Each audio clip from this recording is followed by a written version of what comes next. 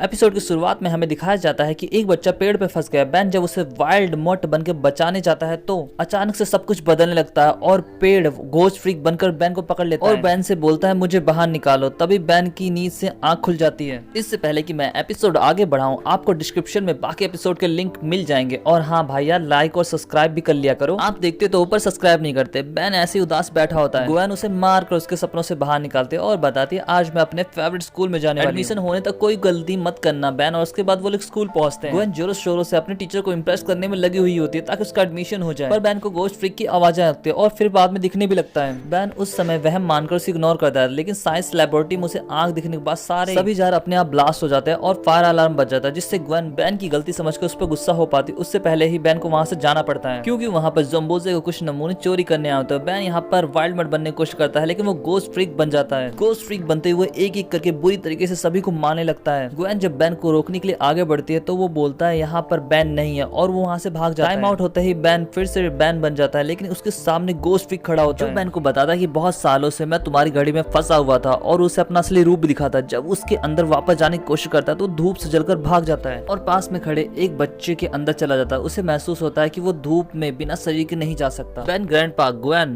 को सारी बातें बता देता है कि किस तरीके से बैन की घड़ी में घोस्ट फ्रीक इतने सालों से कैद था। धूप में जाने पर उसे ये भी समझ आता है कि घोस्ट फ्रीक धूप से डरता है। फिर हमें सर्कस के नमूनों को दिखाया जाता है जो कि अपना धंधा बंद होने की वजह से उदास बैठा होता है। तभी वहाँ पे घोस्ट फ्रीक आता है और गुलामी करने के लिए बोलता है, जिस पर वो लोग नहीं मानते तो एक एक करके उनको धोने लगता है। फिर वो लोग मान जाते हैं। दूसरी तरफ प्लम्बर वाली टेक्नोलॉजी से ग्रैंडपा भी पता लगा लेते हैं घोस्ट फ्रीक कहाँ है और बैन फौरन बनकर तैयार हो जाता है। घोस्ट फ्रीक अपनी पलटन के साथ वहाँ पे पहुंचता है और बैन पर घोस्ट फ्रीक काबू करने की कोशिश करता है, लेकिन वो समझ जाता है कि वो उसके एलियन रूपों के साथ नहीं जुड़ सकता। दद्दू भी सन गन की मदद से घोस्ट फ्रीक को सरप्राइज देते हैं, इसलिए घोस्ट फ्रीक जाकर सस्ते हल्क में घुस जाता है जिस पर सन गन काम नहीं करती और वो बैन पर टूट पड़ता है। बैन के फोर आर्म के साथ लड़ने के बावजूद भी वो बैन उसे पटक पटक के मारता है, तो वो दोनों कॉम्बिनेशन के साथ लड़ते हैं। जब एसिड बॉय और वो हार जाते हैं तो गर्ल के साथ लड़ता है, लेकिन बैन उसे भी बांध देता है। घोस्ट फ्रीक उसमें से निकलकर ग्वेन में घुस जाता है। ग्वेन बैन से लड़ने लगती है, लेकिन यहाँ पर बैन उसको नुकसान पहुंचाए बिना ही डॉज करने लगता है। ग्वेन फटाफट ऊंचाई पर चढ़ जाती है। बैन भी अब टाइम आउट हो जाता है। वो उससे सौदा करता है कि या तो फिर ग्वेन या तो फिर घड़ी। बैन अपने आप को देने के लिए तैयार हो जाता है, लेकिन घड़ी तभी अचानक से अलग